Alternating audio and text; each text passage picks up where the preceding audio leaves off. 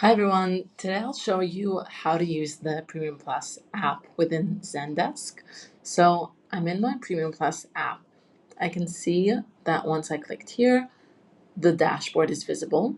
So I can see some basic information about my account, like my subscription plan, number of agents, upcoming renewal date, subscription terms.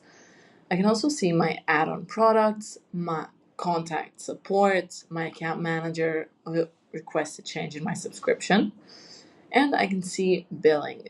Now, the only reason I can see billing is because I'm an account owner. If I wasn't an account owner, this would be hidden. You can also see there is a button here that says request a change. We'll go deeper into that in a minute. If I look at the account details, I can see that, first of all, I can see the account owner, billing contact, account subdomain. I can see more information about my subscription, billing information, also only because I'm the account owner, my products, and change requests I've done in the past. Now, if I go back to the dashboard, or even without, I can click this request a change button. Once I do that, I can change my Zendesk plan. So for example, from professional to enterprise plus, and change my agents from 5 to 15. And then I can also add Premium Plus products or other Zendesk products. Some of them are not visible here, but they are visible if we click the drop down. So I'm just gonna add one as an example, and also this product. Now I'm gonna submit my request.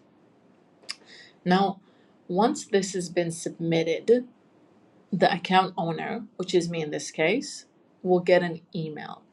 I'm gonna go back to dashboard.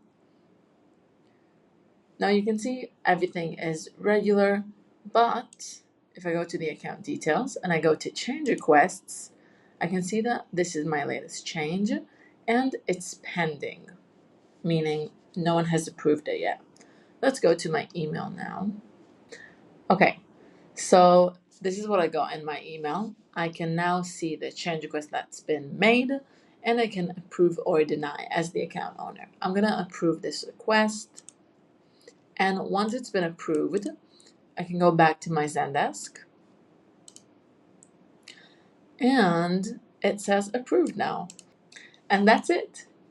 And if there's anything else you need to do, you can always contact support right here.